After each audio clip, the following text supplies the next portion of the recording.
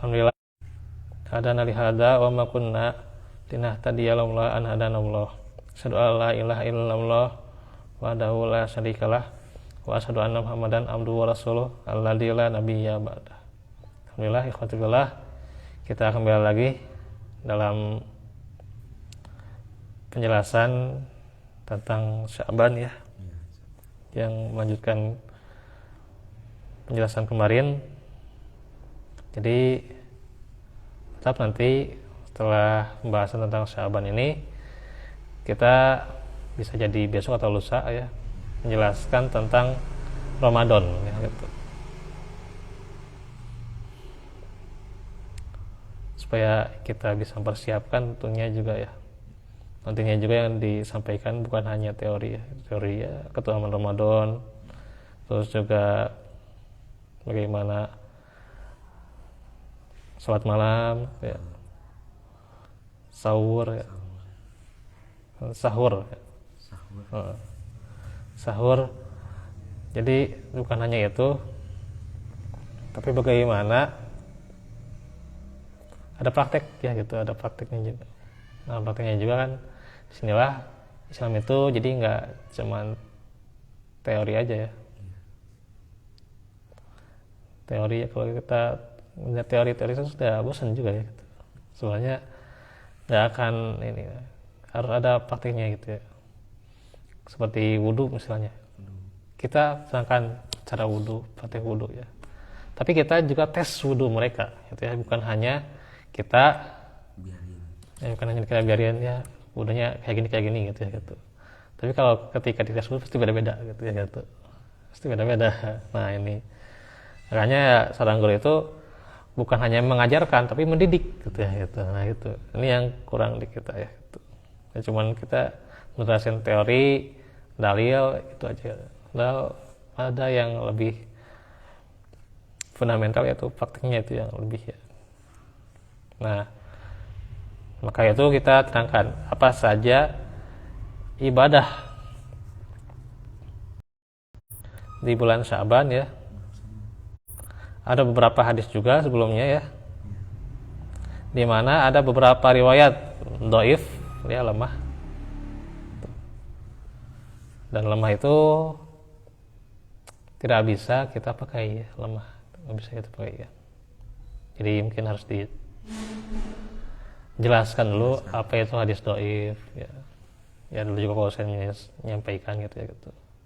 Menyampaikan hadis dhaif itu apa, hadis hasan, hadis sahih itu ya gitu.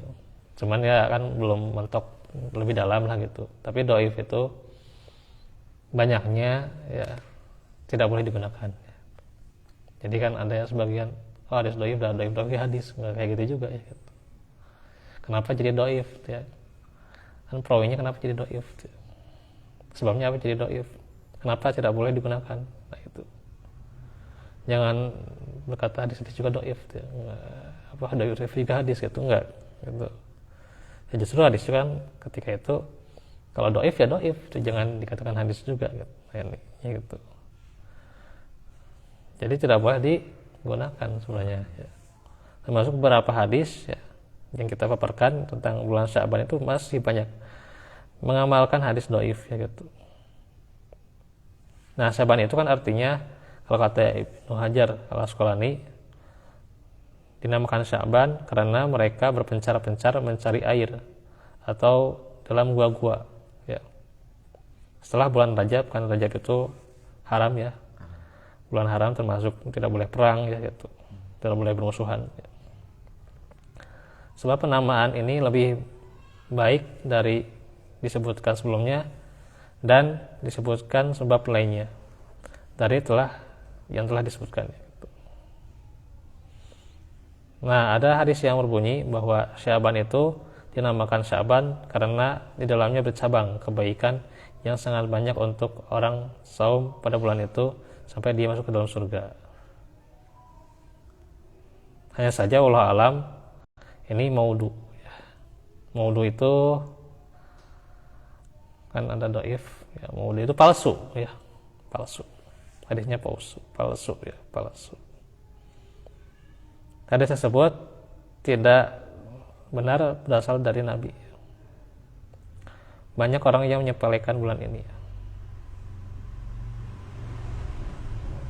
karena yang namanya kebaikan tidak semua orang ya, tidak semua orang mendapatkan di bulan Syaban ini kebaikan ya.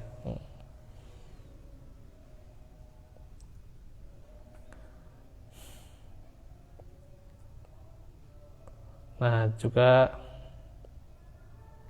amalan-amalan di bulan Syaban itu tentunya saum ya, sudah jelas. Kemarin sudah diterangkan juga. Tilawah Al-Quran jelas ya gitu. Diterangkan juga dari Salamah bin Kuhail rahimahullah, kana yuqalu syahru sya'bana syahrul qurra. Dulu dikatakan bahwa bulan Sya'ban adalah bulan qurra ya, untuk para pembaca Quran ya. Jadi menambah bacaan Quran kita ya gitu. Terus juga seluruh amal sholih itu disunahkan ya di setiap waktunya ya. Kemudian juga yang keempat, menjauhi perbuatan syirik dan permusuhan. Dendam dan termasuk di dalamnya dendam ya.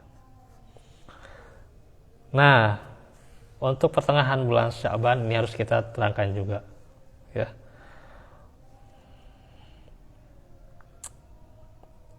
Pertengahan bulan Sya'ban memang punya keutamaan ya. Tetapi untuk menghidupkan pertengahan bulan Sya'ban dengan sholat raghaib ya, ya sholat yang biasa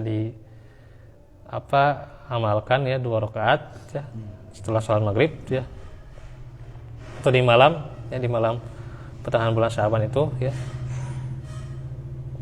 Maka ini adalah tidak ada contohnya. Tidak ada contohnya sholat raghaib ya. Jadi kalau misalnya ada kawan kita atau sahabat kita sholat raghaib itu nggak ada contohnya ya. Yang namanya Islam itu tegak padanya Quran dan Sunnah. Sunnahnya dari siapa? Dari Nabi. Kalau Nabi nggak nyontohkan ya jangan dikerjakan. Gitu. Ya. Bukan yang penting kebaikan.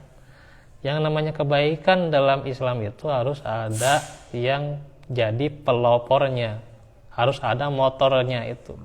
Motornya ya Nabi. Gitu ya. Bukan kita asal-asalan, yang penting kebaikan, yang penting sholat ya.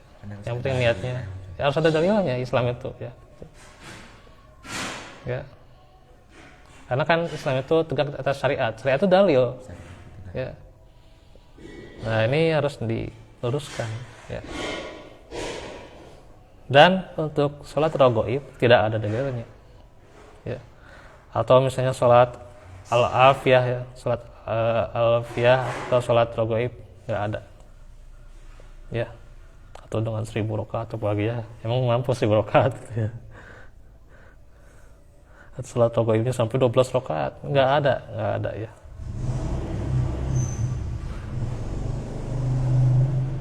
Karena itu juga mengkhususkan di pertengahan bulan Sya'ban tanggal 15-nya ya, untuk saum tidak ada dalilnya sama sekali juga. Yang ada itu saum pertengahan bulan 13, 14, 15. Itu yang ada. 13, 14, 15. Iya.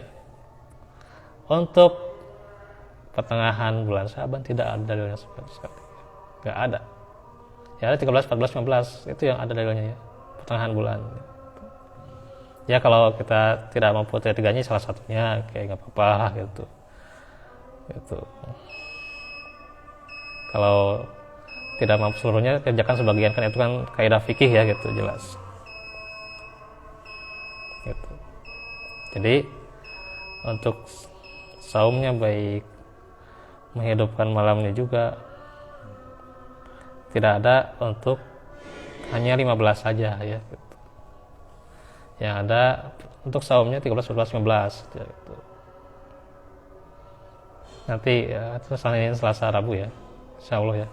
Itu nanti biasanya kan diupdate kan, ada di Telegram tuh ya update-nya, atau di sini juga di Kendar Versi juga ada gitu.